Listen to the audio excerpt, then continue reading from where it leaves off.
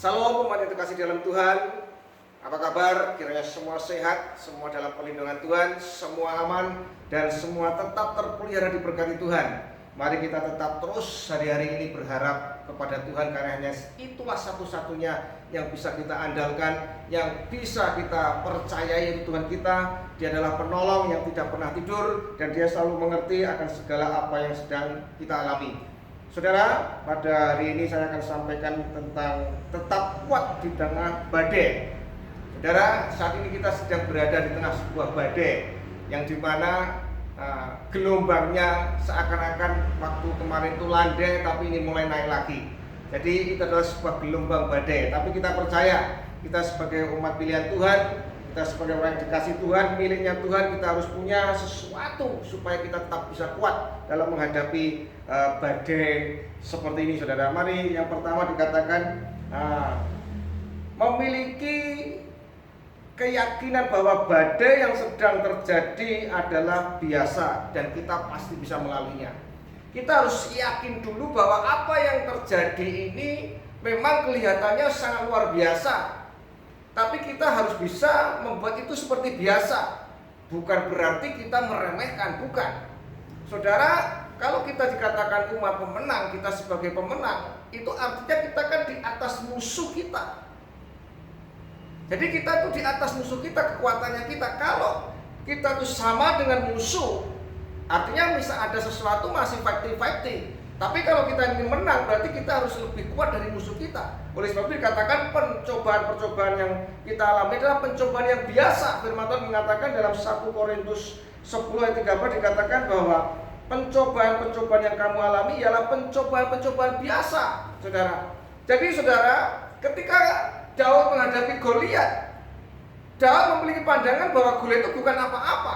Beda dengan kacamatanya Saul. Ketika dia melihat Goliat, Saul, saudara perhatikan, dia melihat Goliat itu sesuatu yang menakutkan, yang besar.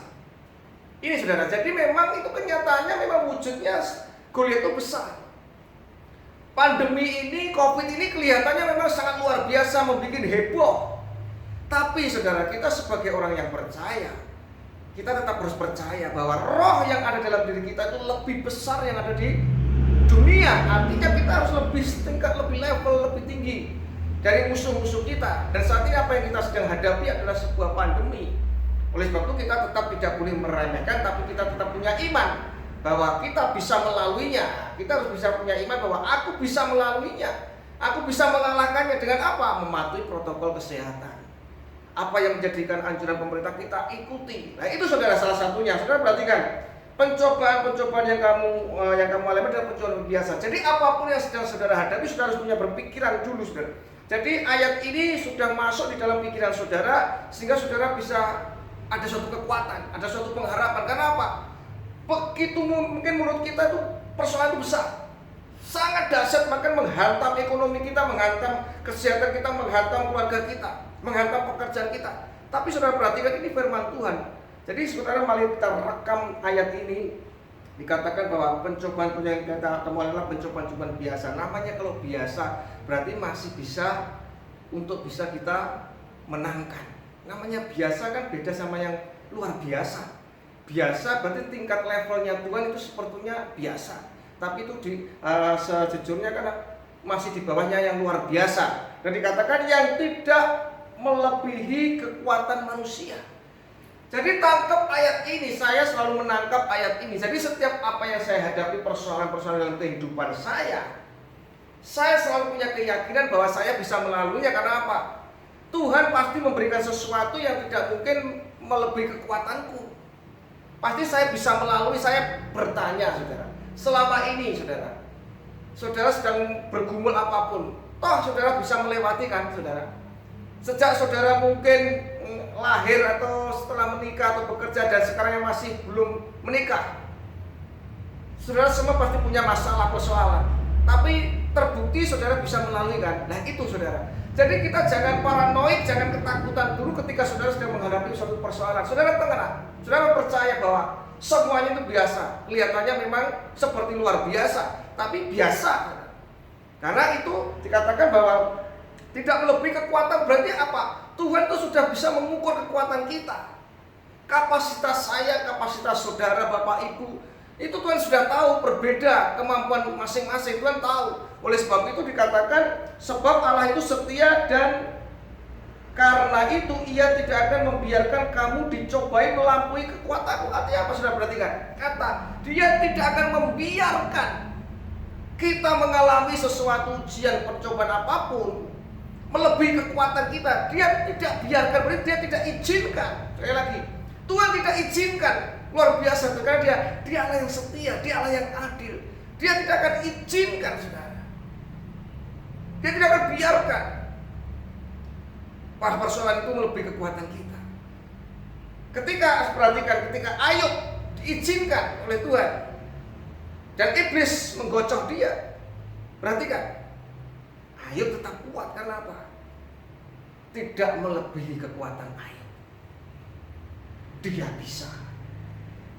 Seberat apapun dia bisa, ya. Saudara, lanjutkan. Pada waktu itu kami dicobai.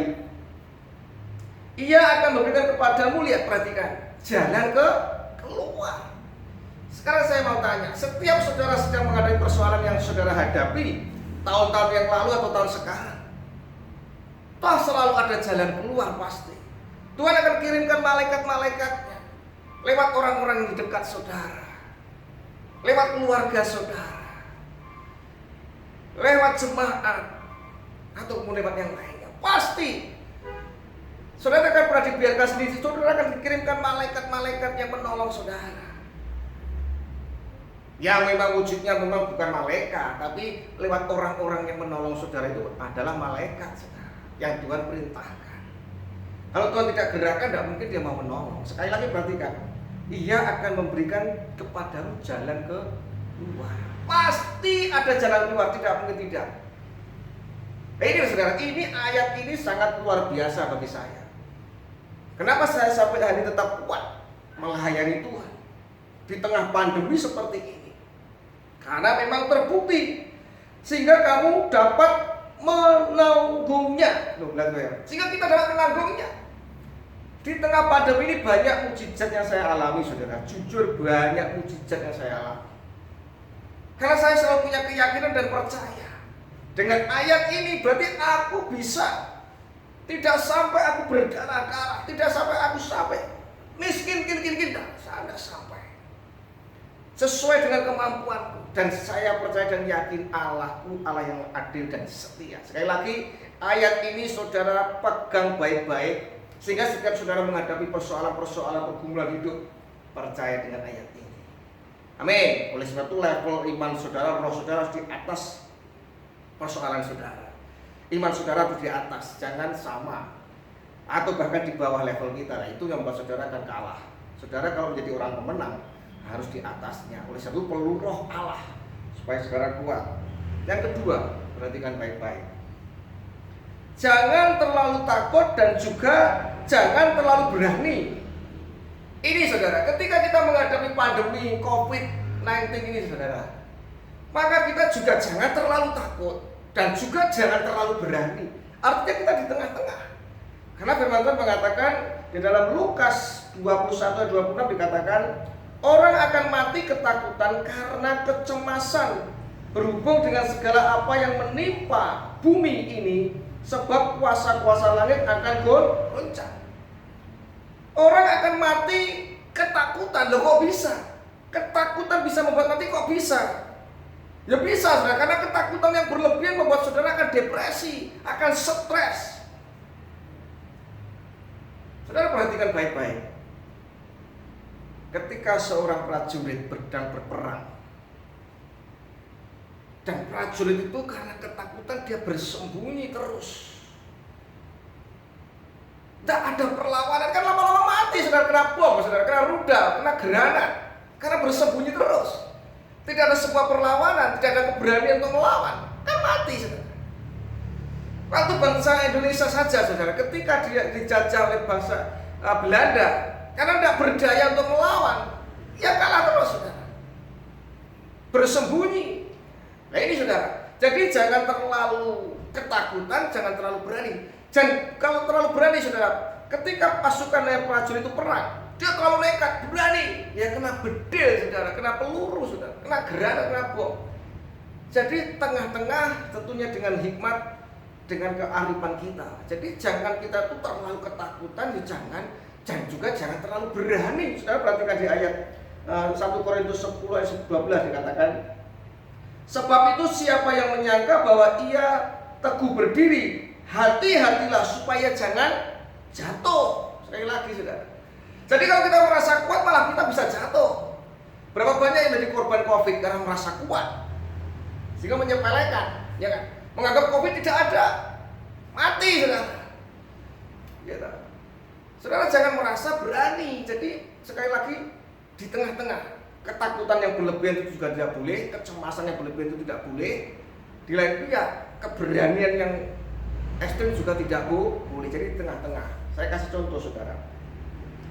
Kalau kita terlalu ketakutan, orang yang hidupnya di dalam ketakutan, di dalam Hakim-Hakim 6 ayat 1 sampai 8. Hakim-Hakim 6 ayat 1 sampai 8. Ini sebuah kisah di mana kalau orang itu selalu di dalam ketakutan, efeknya tidak baik. Ya. Dan yang kedua saudara, kalau kita meninggalkan Tuhan, menjauh dari Tuhan, atau mengikuti Allah-Allah lain, saudara pasti kalah. Saya jamin saudara pasti kalah. Dalam menghadapi persoalan saudara pasti kalah. Karena kuncinya jangan sampai kita itu jauh dari Tuhan. Di ayat ini katakan Gideon diangkat menjadi hakim yang pertama, tetapi orang Israel melakukan apa yang jahat di mata Tuhan. Perhatikan baik-baik. Tetapi orang Israel melakukan apa yang jahat di mata Tuhan, sebab itu Tuhan menyerahkan mereka ke dalam tangan orang Midian 7 tahun lamanya. Jadi saudara perhatikan, bangsa Israel itu kalau kalah itu karena dia membelakangi Tuhan. Dia menyakiti Tuhan dan selalu kalah. Perhatikan kalau saudara baca dalam perjanjian lama, setiap bangsa Israel berpaling dari Tuhan, dia akan selalu kalah. Dan saudara perhatikan di sini, ini ditawan selama 7 tahun, diserahkan kepada musuh. Jadi kalau kita ingin menjadi pemenang, saudara jangan membelakangi Tuhan. Jangan saudara berseberangan dengan firman Tuhan.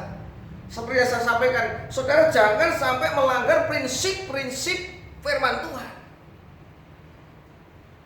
Ketika saudara melanggar prinsip-prinsip firman Tuhan, membelakangi Tuhan, atau berseberangan dengan Tuhan, saudara akan kalah. Karena apa? Tuhan akan menyerahkan saudara kepada musuh. Karena apa? Pagarnya dilepas. Karena kita mengikuti kehendak kita sendiri. Ketika kita melakukan kehendak kita sendiri, bukan kehendaknya Tuhan, maka Tuhan akan lepas tangan. Monggo, karena kau melakukan kehendakmu sendiri. Nah, saudara perhatikan, bangsa Israel melakukan sesuatu yang jahat, akhirnya diserahkan kepada orang Midian selama 7 tahun. Sekali lagi, orang yang membelakangi Tuhan pasti akan ditawan oleh kuasa roh jahat, kuasa dunia itu saudara. Jadi ketika kita membelakangi Tuhan, maka kehidupan kita akan dikuasai oleh musuh kita. Kita akan terjajah. Oleh sebab itu banyak orang akan terikat. Sulit untuk melepaskan ikatan perzinahan, percabulan. Sulit saudara akan melepaskan itu karena apa? Saudara sedang diserahkan. Saudara sedang dalam tawanan musuh. Saudara berzina, saudara selingkuh, saudara mencuri, berbohong, pokoknya suka aneh-aneh lah yang berbuat seperti itu. Ya. Dan selama itu orang Midian berkuasa atas orang Israel. Perhatikan, berkuasa orang Midian kepada orang Israel. Karena apa? Negatif membelakangi Tuhan. Kuasa Allah tidak nyata, tidak akan terjadi, saudara. Diserahkan. Karena takutnya kepada orang Midian itu, maka orang Israel membuat tempat-tempat perlindungan di pegunungan, yaitu gua-gua dan kubu pelatihan. Karena takutnya bangsa Israel, sehingga dia membuat tinggal di kubu-kubu, di pegunungan-pegunungan, gua-gua. Tidak berani melawan karena apa? Tidak ada kuasanya. Tangan Tuhan tidak campur tangan. Karena dia membelakangi Tuhan. Kalau saudara ingin menang menghadapi COVID ini, menghadapi masa-masa yang sulit ini, menghadapi soalanmu, jangan belakangi Tuhan. Jangan berseberangan dengan Tuhan, tapi mendekatlah dengan Tuhan. Amin. Karena Saya akan seri, khotbahnya akan seri, akan saya lanjutkan nanti seri tentang itu, saudara. Tentang ini kita kuat tengah badai. Saudara perhatikan, orang yang ketakutan pasti sembunyi. Saya katakan jangan berlebihan. Kalau saudara berlebihan dalam ketakutan, saudara akan terjajah. Musuh akan mencengkeram saudara. Musuh akan mencengkeram saudara. Lihat 7 tahun dicengkeram musuh karena apa? Ketakutan bangsa Israel. Tidak berani keluar dari gua-gua, tidak berani keluar dari persembunyian. Saudara perhatikan, setiap kali orang Israel selesai menabur, perhatikan, datanglah orang Midian, orang Amalek dan orang-orang dari sebelah timur lalu mendatangi mereka. Berkemahlah orang-orang itu darah mereka dan memusnahkan hasil tanah itu sampai ke dekat Gaza dan tidak meninggalkan bahan makanan apapun di Israel, juga domba atau lembu atau keledai pun tidak. Perhatikan, orang yang di dalam ketakutan, orang yang meninggalkan Tuhan, membelakangi Tuhan, melanggar prinsip-prinsip firman Tuhan. Perhatikan, menabur, bekerja tapi tidak bisa menikmati hasilnya. Saudara punya usaha tidak bisa menikmati hasilnya. Dirampas sama musuh, saudara perhatikan, tidak dibiarkan ada bahan makanan, juga domba, keledai, tidak ada lembu. Susah. Jadi sekali lagi, jangan sampai tinggalkan Tuhan. Jangan sampai membelakangi Dia. Jangan sampai berseberangan dengan prinsip-prinsip firman Tuhan. Karena firman adalah Allah. Kalau saudara melanggar firman Tuhan, sama dengan saudara sedang menjadi terus salib Tuhan, sedang membelakangi Tuhan, sedang berseberangan dengan Tuhan. Dan akibatnya saudara perhatikan. Jadi tanda-tanda kalau kita berseberangan dengan Tuhan, melanggar prinsip-prinsip firman Tuhan, lihat, hancur. Hancur saudara. Ini berbicara kan, saudara perhatikan, ini kan berbicara pekerjaan mereka. Setiap kali orang menabur, selesai menabur tidak menikmati, habis, dirusak. Berapa banyak kita juga begitu, pekerjaan saudara gagal, usaha saudara gagal, apapun yang saudara kerjakan gagal, berarti ada suatu tanda-tanda yang belum kita bereskan. Saudara perhatikan, sebab orang itu maju dengan ternaknya dan kemahnya dan datanya itu berbanyak-banyak seperti belalang. Orang-orangnya dan unta-unta tidak terhitung banyak, sekalian datang ke negeri itu untuk memusnahkannya. Sehingga perhatikan, orang Israel menjadi sangat melarat oleh perbuatan orang Midian itu. Lalu berserulah orang Israel kepada Tuhan. Melarat. Sudah saya percaya firman Tuhan. Ketika kita meninggalkan Tuhan, melanggar prinsip firman Tuhan, kenapa sampai ketakutan bangsa Israel? Karena tidak ada Tuhan sudah. Tudungnya lepas. Padahal saudara, orang Amalek orang dikalahkan sama bangsa Israel ketika baru keluar dari Mesir. Ini saudara, kok bisa ketakutan? Karena roh Allah tidak ada dalam diri kita. Roh Allah tidak ada dalam bangsa Israel karena dia meninggalkan Tuhan. Yaitu orang yang sangat ketakutan. Itu tandanya di dalam dirinya roh Allahnya itu. Di mana? Karena di mana ada roh Allah, di sana ada kemerdekaan, ada kekuatan. Nah, sekali lagi saudara perhatikan di sini. Karena ketakutannya, karena memang ditinggalkan Tuhan, saudara. Ya, karena dia berseberangan dengan Tuhan dan dibuat mau melarat. Kadang kita seperti itu. Baru setelah kita mengalami sebuah kejadian, itu manusia, baru saudara mencari Tuhan. Dan saudara perhatikan, ketika sudah sampai masa yang 7 tahun ditindas oleh orang Midian, apa yang terjadi saudara? Ketika ayat 7, orang Israel berseru kepada Tuhan karena orang Midian itu, maka Tuhan mengutus seorang nabi kepada Israel yang berkata kepada mereka, beginilah firman Tuhan Allah Israel, akulah yang menuntun kamu keluar dari Mesir dan yang membawa kamu keluar dari tanah perbudakan. Kembali lagi, Tuhan itu Tuhan yang baik. Mari saudara datang kepada Tuhan. Cara yang paling aman untuk kita bisa kembali, roh Allah menguasai kita, sehingga kita diberi kekuatan, kemampuan, keberanian untuk melawan segala musuh-musuh kita, yaitu berseru, merendahkan diri, bertobat, mencari wajah Tuhan, maka akan dipulihkan. Sekali lagi, apa yang dialami bangsa Israel ketika dia ditindas, dijajah 7 tahun, dikuasai oleh orang Midian, akhirnya dia sadar dia kembali berseru kepada Tuhan dan Tuhan campur tangan. Oleh sebab itu sekali lagi contoh-contoh itu mari kita perhatikan supaya kita menjadi pemahaman yang baru. Contohnya satu lagi yang orang yang merasa kuat, yaitu Yosua. Bangsa Israel ketika itu merasa kuat. Dalam Yosua 7 ayat 3 sampai 5. Karena kuatnya setelah mengalahkan Yeriko, tembok Yeriko diruntuhkan. Merasa kuat akhirnya meremehkan Ai. Nah ini orang yang terlalu merasa kuat, terlalu berani meremehkan Ai. Akhirnya apa saudara? Dikalahkan bangsa Israel oleh Ai yang kecil. Nah ini, jadi jangan terlalu takut, juga jangan terlalu berani. Simson merasa kuat, terlalu berani, nah, akhirnya dikalahkan. Sekali lagi kita harus di tengah-tengah, kita pakai hikmat untuk menghadapi situasi seperti ini supaya kita tetap kuat. Mari kita siapkan hati kita untuk perjamuan kudus. Terima kasih Tuhan, kami berdoa dan bersyukur untuk segala kemurahan kemuliaan-Mu Tuhan. Kiranya Engkau memberkati jemaat-Mu apapun yang mereka sedang alami, mereka sedang gumulkan hari-hari ini. Kami percaya Tuhan yang selalu memelihara, melindungi dan menyertainya. Terima kasih Tuhan, kami akan siapkan hati kami untuk perjamuan kudus pada hari ini. Kiranya perjamuan ini memberikan kami kekuatan, pengharapan, dan kami bersyukur masih ada kesempatan Kau berikan pada kami untuk melaksanakan perjamuan kudus ini. Mari saudara persiapkan roti dan anggur di dalam rumah saudara, kita siapkan bersama-sama. Kiralah masyakata karala masyakata karala. Mari kita angkat roti di atas kepala kita. Pada waktu malam sebelum ia diserahkan, ia mengambil roti, dia mengucap syukur dan memecah-mecahkannya. Inilah tubuhku yang sebentar lagi akan diserahkan kepadamu. Perbuatan ini saya peringatan atas aku dimanapun kau berada. Saudara percaya bahwa roti yang ada di tangan kanan saudara adalah tubuh Kristus. Mari kita makan bersama-sama dalam nama Yesus.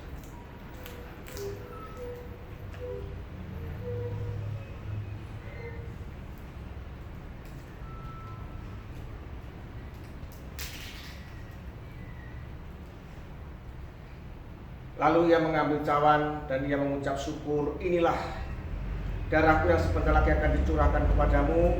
Perbuatan ini sebagai peringatan atas aku dimanapun engkau berada. Saudara percaya bahwa anggur yang ada di tangan kanan saudara adalah darah Kristus. Mari kita minum bersama-sama dalam nama Yesus. Mari kita sembah Dia. Terima kasih Tuhan, terima kasih Tuhan, terima kasih. Syukur bagimu Tuhan, segala kemuliaan, hormat kemuliaan Tuhan. Kau berikan kesembuhan, Kau berikan mukjizat, Kau berikan pertolongan. Dimanapun mereka, anak-anakmu sedang melakukan segala sesuatu Tuhan, buat berhasil, berkenan di hadapan-Mu dan diberkati berlimpah-limpah. Angkatlah kedua belah tangan-Mu, terimalah berkat yang daripada Bapa, berkat yang tidak pernah habis, berkat yang bisa Kau nikmati. Dengan seisi rumahmu bisa Kau bagi-bagikan dan Kau akan menjadi berkat. Kiranya Tuhan memberkati Engkau dan melindungi Engkau, yang menyinari Engkau dengan wajahnya dan memberikan Engkau damai sejahtera. Kiranya Tuhan menghadapkan wajahnya kepadamu, sehingga Kau diberikan kasih karunia yang berlimpah-limpah. Terima di dalam nama Tuhan Yesus Kristus. Haleluya. Amin. Dan semua berkati.